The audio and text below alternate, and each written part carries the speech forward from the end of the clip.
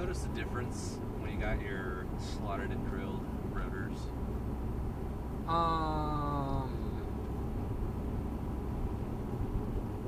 Some, not.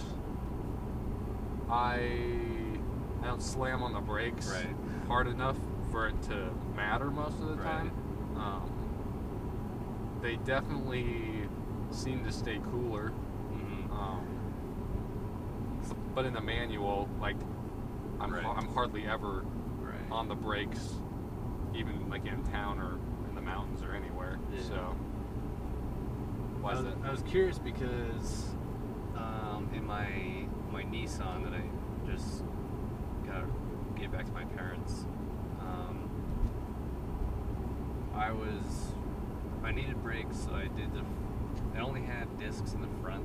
Okay. So I just got new rotors for the front, and I was like, ooh, like Amazon has like slotted and drilled from this, sport company. Yeah. For like $50 more than like the regular ones. Yeah. Which were from the same company, and they were $50 more than the OEM, like the cheap ones. Yeah. I was like, oh, I'll just go middle of the road. I don't know how, it's just like a sedan. Yeah. But then I drove to Crested Butte last summer. Okay. Maybe it was summer. I think it was last summer. And the mountains, so it's the Alamosa, Creed, between Creed and Crested Butte. Okay. I don't know exactly what road it was, but there was like a lot of like uphill, downhill mountain curves. I ended up getting like dangerous brake fade because I was like hard on the brakes, I was like cornering, I was like, yeah, I was like, rah.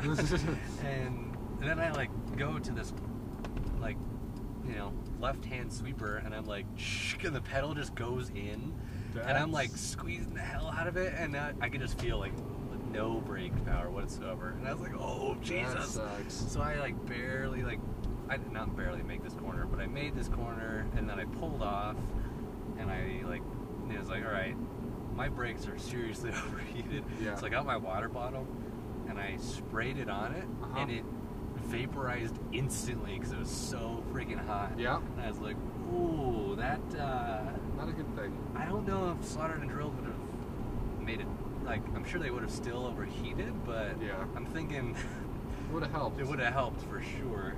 Yep. So on this new car, I'm like, I would go with it. I just like, they definitely look better. They look too. awesome. But the thing that sucks about this car is, especially the back brake, is just so small. Right. It's just kind of. It looks awesome, but it's. It's like, yeah, it's really depressing. Like you look at like even just like a BMW or whatever, and it takes up the entire inside of the room. You're like, that is a dope brake, and mine's like just tiny, but it happens. Yeah. But yeah, I definitely. It's interesting. Maybe I just didn't notice it before, but they're very noisy. That's the only thing.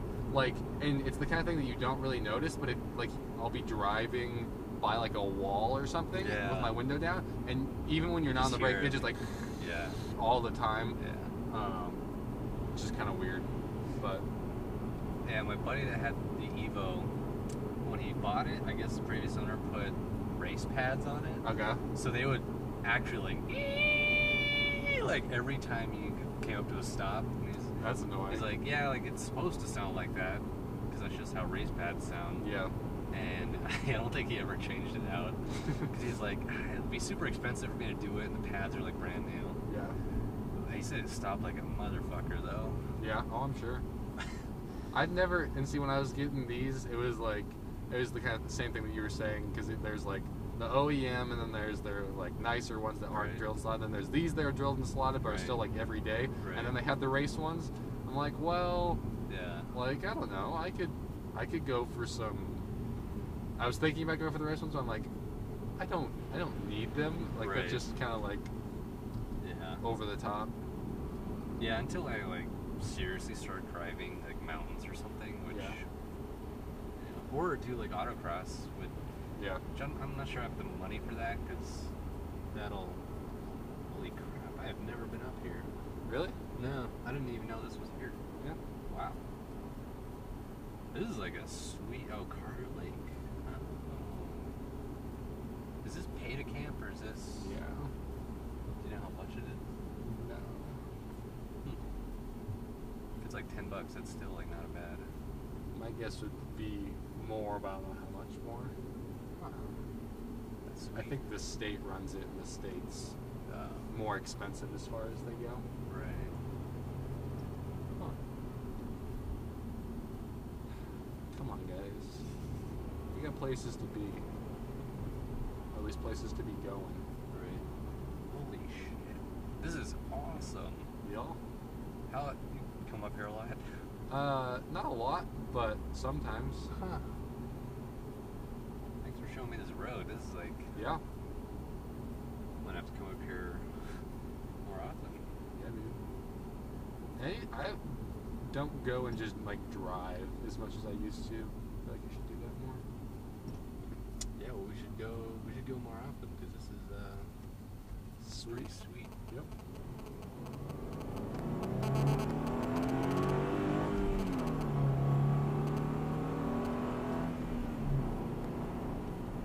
Speed up to get behind the camper.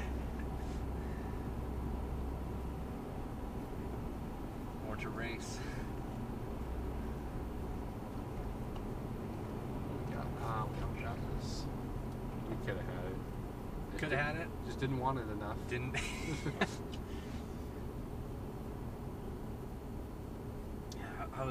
I almost went to Pikes Peak this year, but I was like,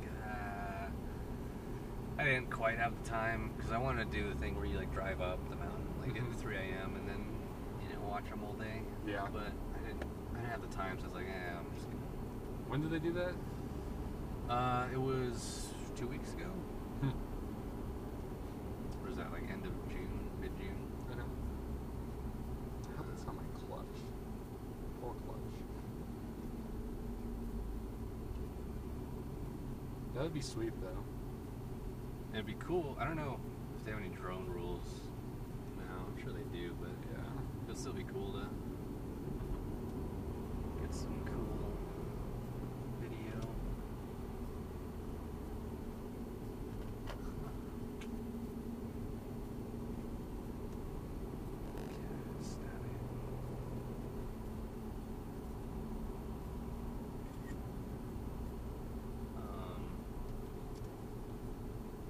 Yeah, I was trying to think what I could do out of carbon first.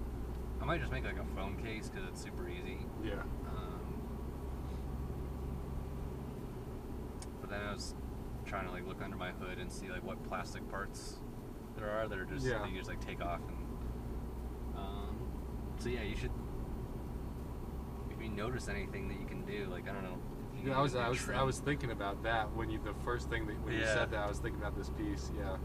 Because that would be, except you'd have to do this piece too, probably. Right. Otherwise, and this piece, and that, yep, and these rings. we're getting a little overboard here. No such thing with carbon fiber. You're right.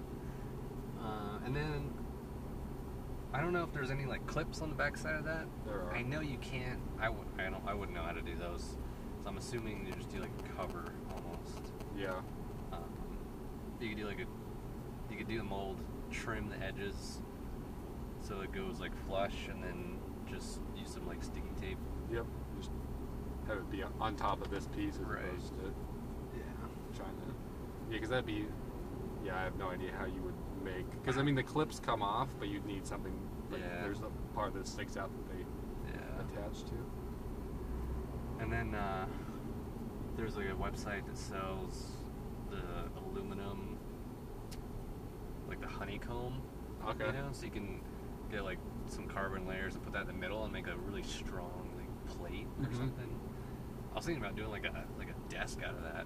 That'd be cool. Because it would be cool just to get used to working with like sandwiching those and seeing how that like adheres and and then see if you could make the legs out of those carbon tubes. Yeah, that'd be super dope. That'd be like super easy, and I think I looked it up and it might cost like $200 or $250. Okay. How much is the aluminum stuff? The aluminum stuff is kind of expensive. You get like a 2 foot by 4 foot, I think, for like say 40 or 60. Oh wow, So it's a little pricey. But like for a desk, I mean, for like a carbon fiber desk, it's like, I don't know. It'd be dope. It'd be pretty dope. You might be able to sell it to somebody for $500. Yep. I don't know. Somebody who needs a really light desk. Yeah, who moves a lot. Yep. Dang. That would be sweet to have a house out here. Yeah.